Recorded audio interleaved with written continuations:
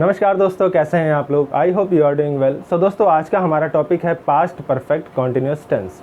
देखो, ऐसा कोई भी हिंदी का सेंटेंस जिसके एंड में क्या हो, रहा था, रही थी या फिर रहे थे। ऐसा कोई भी हिंदी का सेंटेंस जिसके एंड में रहा था, रही थी या फिर रहे थे हो, तो सेंटेंस को हम किस में बनाते हैं? पास्ट परफेक्ट कॉन्टिन्यूस टेंस में बनाते हैं। लेकिन दोस्तों, इस पहचान को देखने से पहले आपको एक और चीज़ देखनी होगी, और वो क्या है?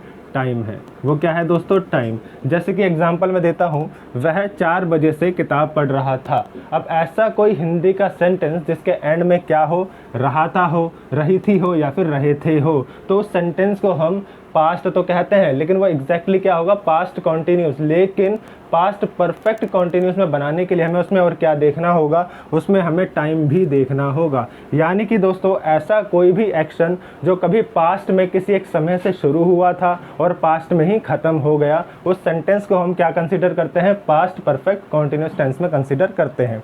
और उसको इंग्लिश में ट्रांसलेट करने के लिए हम क्या करते हैं? एक सिंपल से एक छोटे से रूल को फॉलो करते हैं, यूज़ करते हैं। और वो रूल क्या है? ये है, देखो रूल क्या कहता है कि सबसे पहले क्या आएगा? सबसे पहले आएगा सब्जेक्ट। और सब्जेक्ट होता क्या है दोस्तों? सब्जेक्ट होता है किसी भी सेंटेंस में काम करने वाला व्यक्ति या पर्सन, उसको हम सब्जेक्ट कहते हैं। जैसे कि वर्कर हम उसे कह सकते हैं। तो सब्जेक्ट क्या हुआ? एक वर्कर हुआ जो सेंटेंस में कोई भी कार्य करता है। तो सब्जेक्ट के बाद आता है हेड। हेड क्या है? यहाँ पर हेल्पिंग वर्ब है। तो यहाँ पर आपको एक चीज़ याद रखनी है कि हम पहले क्या करते थे कि सब्जेक्ट के हिसाब से हेल्पिंग वर्ब का यूज़ करते थे, लेकिन यहाँ पर तो आपको सिर्फ और सिर्फ हेड का ही यूज़ करना है।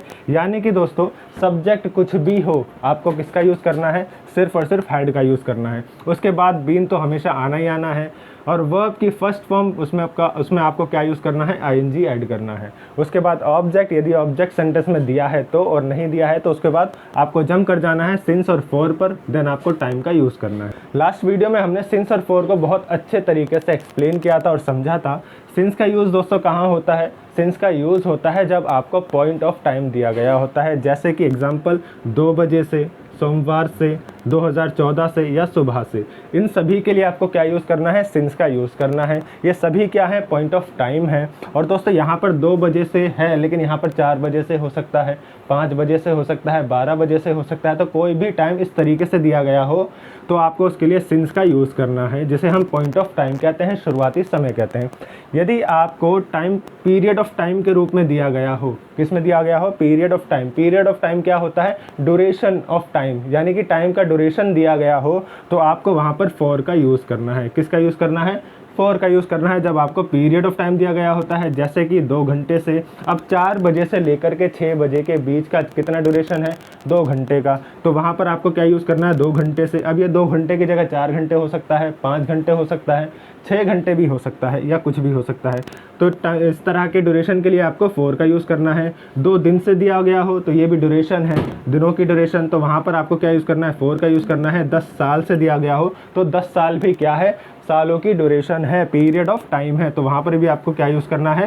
फॉर का यूज़ करना है। क्लियर है दोस्तों?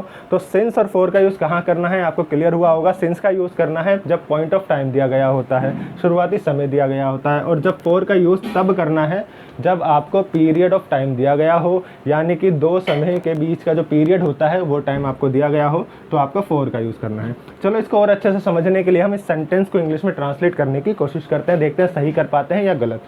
क्लियर है दोस्तों? देखो, वह 4 बजे से किताब पढ़ रहा था। अब इसको ट्रांसलेट करने के लिए आपको क्या देखना है? 2 चीज़ें देखनी है। इसकी पहचान। पहचान में क्या देखना है? पहचान में देखना है सबसे पहले लास्ट में सेंटेंस के, ये हिंदी का सेंटेंस है, इस सेंटेंस के एंड में क्या है? रहा था। और पहचान में मैंने क्या बताया है कि रहा था हो, रही थी हो और रहे थे हो। तो आपको ये चीज़ देखनी है कि लास्ट सेंटेंस, इस सेंटेंस के लास्ट में रहा था है, मतलब यहाँ से तो मैच हुआ। और इसके बाद मैंने बोला है कि प्लस में उसमें टाइम भी होना चाहिए, और टाइम भी से तरीके से होना चाहिए कि किसी समय से कोई कार्य चल रहा था। तो यहाँ पर वह 4 बजे से किताब पढ़ रहा था। तो किताब पढ़ने का कार्य हुआ है, कब से हो रहा था? 4 बजे से हो रहा था और पास्ट में ही ख़त्म हो गया। तो दोनों चीज़ आपने देखी, यहाँ पर लास्ट में रहा था है और टाइम भी मेंशन है। तो वह 4 बजे से किताब पढ़ रहा था, इसको ट्रांसलेट करेंगे। और कैसे करेंगे? किसकी हेल्प से? इस स्ट्रक्चर की हेल्प से। तो सबसे पहले आएगा सब्जेक्ट। सब्जेक्ट क्या होता है दोस्तों? वर्कर। यहाँ पर काम करने वाला व्यक्ति कौन है? वो है वह। किताब कौन पढ़ रहा था? वह पढ़ रहा था। तो वह को हम क्या कहेंगे इंग्लिश में? ही कहेंगे। क्लियर है। उसके बाद आपको हैड यूज़ करना है एज इट इज़, फिर बीन भी आपको यूज़ करना है एज इट इज़। उसके बाद आपको वर्ब की फर्स्ट फॉर्म देन आईएनजी उसमें ऐड करना है। वर्ब क्या होती है? कार्य, एक्शन। एक्शन क्या है यहाँ पर? वह क्या कर रहा था? पढ़ रहा था। तो पढ़ना क्या होता है? रीड। रीड और उसमें हम करेंगे आईएनजी ऐड तो हो जाएगा रीडिंग। तो ही हैड बीन रीडिंग, क्या पढ़ रहा था? ऑब्जेक्ट आ जाएगा आपका बुक। क्या पढ़ रहा था दोस्तों? बुक पढ़ रहा था। तो he had been reading book. अब आता है सिंस, फॉर में से कोई एक चीज़ और प्लस में टाइम। अब यहाँ पर सिंस आएगा या फॉर आएगा आपको बताना है। देखो यहाँ पर क्या है? 4 बजे से। अब 4 बजे से क्या होता है? शुरुआती समय है। और यहाँ पर भी मैंने मेंशन किया है कि 2 बजे से हो। अब 2 बजे से हो, 4 बजे से हो, 6 बजे से हो, या कुछ भी हो, कितने भी बजे से हो, तो वहाँ पर आपको किसका यूज़ करना है? सिंस का यूज़ करना है। तो he had been reading book, फिर आएगा सिंस, उसके बाद टाइम आ जाएगा। टाइम क्या है? 4 बजे से, मतलब कि 4 o'clock। ठीक है। तो he had been reading book since 4 o'clock, वह 4 बजे से किताब पढ़ रहा था। क्लियर है। अब दूसरा एग्जाम्पल देखते हैं। हम 4 घंटे से खेल रहे थे।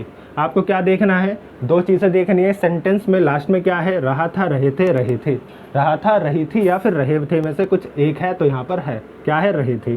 तो वो चीज़ क्लियर हुई। उसके बाद टाइम है क्या? किसी समय से कोई कार्य चल रहा था, तो हाँ 4 घंटे से वह खेल रहे थे। तो दोनों चीज़ मैच हुई। उसके बाद हमें क्या करना है? इस स्ट्रक्चर को फॉलो करना है, यूज़ करना है। और सबसे पहले क्या आएगा? सब्जेक्ट आएगा। तो सब्जेक्ट क्या है यहाँ पर? खेल कौन रहे थे? हम खेल रहे थे। और हमको क्या कहते हैं इंग्लिश में? वी।